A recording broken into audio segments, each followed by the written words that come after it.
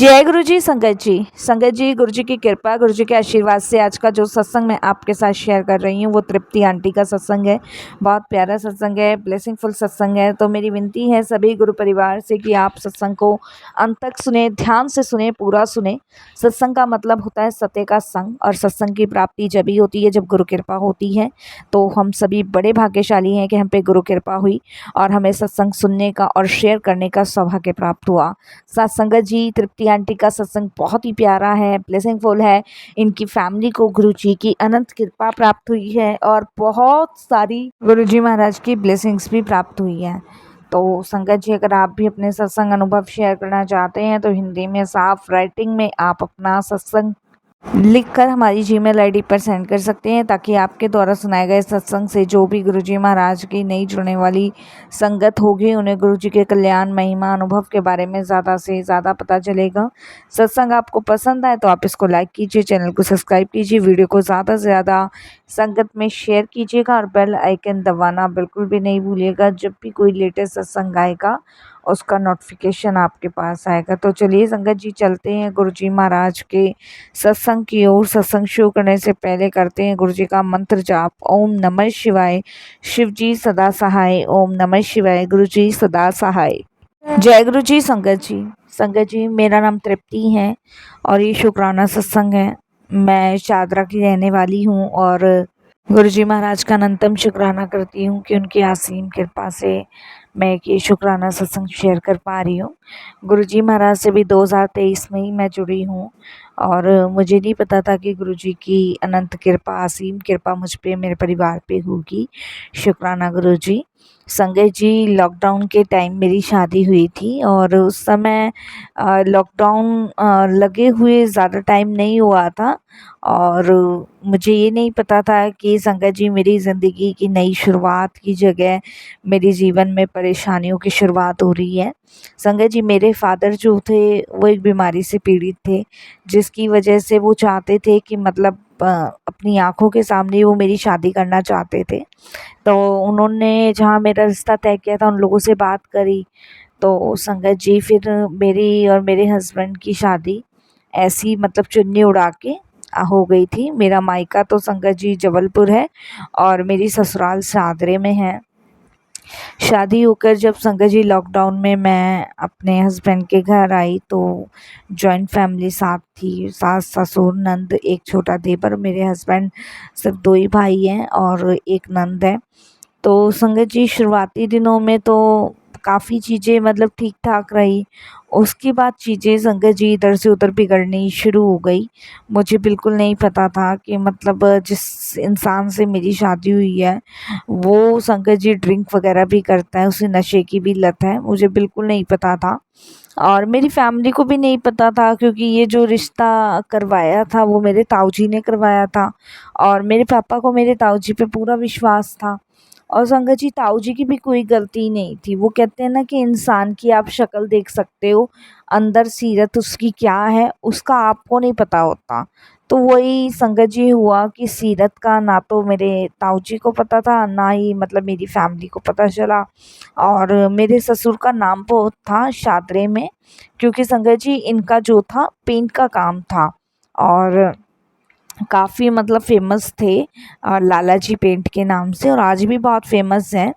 But संगत जी, हमें ये नहीं पता था कि जो दिखता है ना वो होता नहीं है। तो वही विश्वास की खातिर मतलब शादी तय हुई कि हाँ भाई फैमिली अच्छी है, बच्चे भी अच्छे हैं। बट संगत जी, जो दिखता है ना वो होता नहीं है। इंसान की आप शक्ल देख सकते हो, सीरत नहीं देख सकते। और ज़रूरी नहीं है संगत जी की पांचों उंगलियां बराबर हों। लॉकडाउन में संगत जी इन लोगों ने बहुत मुझे दुखी परेशान करके रखा और मेरे फादर जो थे वो संगत जी लॉकडाउन में ही एक्सपायर हो गए थे, क्योंकि उनको कोविड हो गया था। तो इसी वजह से संगत जी वो बचे नहीं। और इन लोगों ने संगत जी सिर्फ एक दिन के लिए जबलपुर मेरे मायके मुझे भेजा और एक दिन में मेरे हस्बैंड मुझे वहाँ से वापस ले आए। संगत जी, मुझे इतनी गुस्सा आई ना कि एक बेटी का बाप उसको छोड़ के गया है और जो अपने इतने लाड प्यार से उन्होंने पाला पोसा, और उसको तुम एक दिन भी उसके पास नहीं रहने दे रहे। तो फिर खैर संगत जी मैं आ गई। उसके बाद संगत जी मेरे फादर जाने के बाद इन्होंने मुझे बहुत परेशान करना शुरू किया। मेरे फादर ने संगत जी इन लोगों को सारा पैसा कैश दिया था, करीबन 5.5 लाख रुपए मेरे फादर ने इनको कैश दिए थे और कोई सामान इन लोगों ने नहीं लिया था, सिर्फ 5.5 लाख रुपए इन्होंने कैश लिए थे। बट संगत जी ये हमें बिल्कुल नहीं पता था कि ये लोग इस तरीके से मेरे फादर के जाने के बाद मेरा हाल बुरा कर देंगे।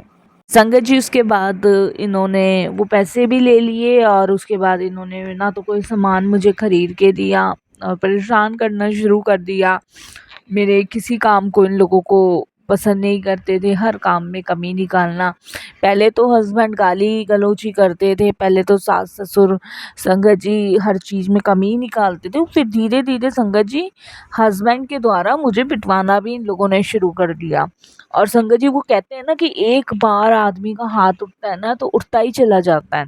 संगत जी इन्होंने तो संगत जी लॉकडाउन में मतलब मारना शुरू कर दिया। कोई भी चीज़ देखी, थाली उधर फेंकी, कुछ बोला और फिर इन्होंने मारना शुरू कर दिया।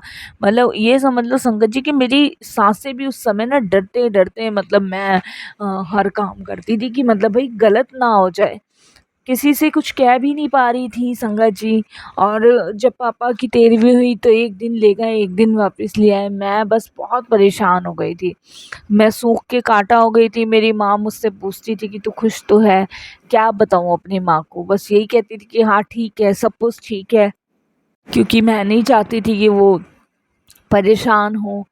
संगत जी इनके घर, मेरे हस्बैंड के घर जितने भी रिलेटिव्स आते थे सबके सामने मेरी बुराइयां करना कि ये इसको आता नहीं है, ये कर नहीं पाती है। और फिर संगत जी लॉकडाउन के बाद 2023 में मैं प्रेग्नेंट थी और संगत जी ये लोग चाहते नहीं थे कि अभी मुझे कोई बच्चा हो। तो मेरे हस्बैंड मुझे बार बार कहते थे कि दवाई खा ले, दवाई खा ले, और अभी क्या करना है बच्चे का, अभी जिम्मेदारियां बहुत हैं। इन्होंने संगत जी वो प्रेगनेंसी भी ख़राब करवा दी। उसके बाद संगत जी मैं बहुत परेशान हो गई, बहुत परेशान, हद हो गई थी परेशानी की। इतनी हद मैंने कहीं नहीं देखी थी जितनी हद इनके घर में हुई। फिर संगत जी एक दिन मतलब हमारे पड़ोस में ही, मतलब घर के बराबर में ही संगत जी एक सत्संग हुआ था गुरुजी महाराज का। तो उन्होंने कहा था कि तुम अपनी बहू को भी लेके आना। तब संगत जी मेरी सास मुझे उस सत्संग में लेके गई थी और मैं वहाँ बैठी, मैंने गुरुजी का देखा और गुरुजी को देख के बहुत रोई। तो संगत जी उनका घर और हमारे घर बिल्कुल मिला मिला है। तो उनके घर में ही बहू है, तो कभी छत पे मिल के खड़ी होके वो बात कर लिया करती थी मुझसे। तो संगत जी वो भी छुप-छुप के ही करनी पड़ती थी कि पता चला तो फिर और ज़्यादा घर में कलेश हो जाएगी, लड़ाइयाँ हो जाएगी। तो इस तरीके से संगत जी वो थोड़ी बहुत बात मुझसे कर लिया करती थी। और संगत जी जब मैं उनके यहाँ सत्संग में गई तो मैं बहुत रोई गुरुजी को देख के। जब नेक्स्ट डे मैंने उनसे सत्संग के बारे में पूछा तो उन्होंने गुरुजी के बारे में बताया। उन्होंने मुझे बोला कि तुम इतना सहती हो, क्योंकि संगत जी मेरे हाथ नीले पड़े रहते थे, मेरी आँखों के नीचे सूजन रहती थी, इतना बुरा मेरा पति मुझे मारता था। तो उन्होंने कहा कि तुम अपने गुरुजी को मानना, हमारे वाले गुरुजी को मानना शुरू करो और देखो तुम्हारे कैसे तुम्हारे घर में सब ठीक होगा। उसने मुझे गुरुजी का एक मंत्र जाप बताया, कह रही जब भी तुम्हारा पति तुम्हें मारे तो तुम ये मंत्र जाप बोला करो। मैंने बोलना शुरू कर दिया संगत जी, और संगत जी ऑटोमेटिक वो गुस्सा तो करते थे लेकिन मारते नहीं थे। और ऐसी ही संगत जी सास ससुर के सामने मैं गुरुजी का मंत्र जाप करके खाना देती थी। मंत्र जाप बोला और ओम नमः शिवाय, शिव जी सदा सहाय, ओम नमः शिवाय, गुरु जी सदा सहाय, मन ही मन में मंत्र जाप बोलती हुई खाना पकड़ाती और वो शांत होके खाने लग गए। और संगत जी नंद भी शांत रहने लगी। मतलब उस मंत्र जाप को बोलने से संगत जी मेरे घर में बड़ी शांति सी हुई और हस्बैंड ने मारना छोड़ा। और इस तरीके से संगत जी मैंने गुरुजी के बारे में और जाना। तब संगत जी मेरे पास फ़ोन तो नहीं था, मैं अपने हस्बैंड के फ़ोन से ही गुरुजी के यूट्यूब के बारे में सर्च करती थी, उसमें देखती थी, गुरुजी के सत्संग सुनती थी। गुरुजी के दरबार तो मैं संगत जी अभी 2025 में गई हूँ, शिवरात्रि पे गई हूँ। उससे पहले मैं गुरुजी के दरबार नहीं गई। गुरुजी को मैंने खुद ही बोला गुरुजी आप ही रास्ता बनाओ। तो संगत जी अब तो मेरे हस्बैंड, ये लगा लो कि मतलब मेरे हस्बैंड मुझे थोड़ा बहुत समझते हैं और अब वो मारना पीटना भी कम है। गुस्सा उन्हें आता है लेकिन मारना पीटना बहुत कम हो चुका है।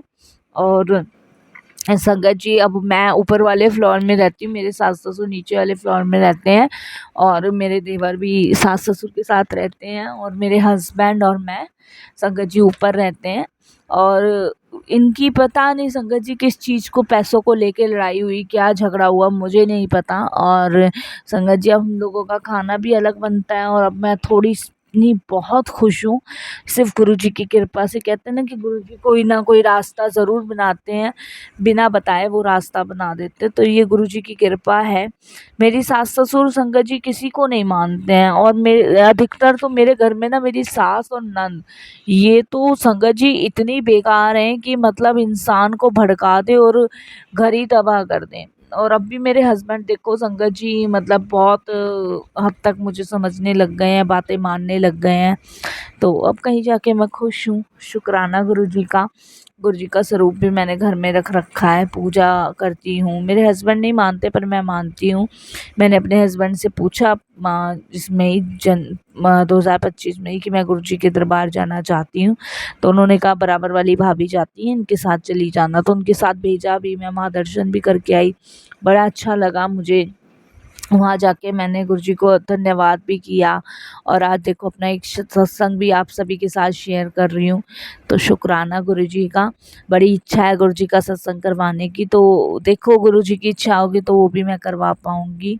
और बस यही गुरुजी से कहूँगी कि ऐसे ही आप बस मेरे घर को बनाए रखना, ब्लेस करते रहना। और यहीं सत्संग को विराम देती हूँ गुरुजी के मंत्र जाप से। ओम नमः शिवाय, शिव जी सदा सहाय। ओम नमः शिवाय, गुरु जी सदा सहाय। जय जय गुरु जी, धन धन गुरु जी, वाह वाह गुरु जी, शुक्राना गुरु जी महाराज का।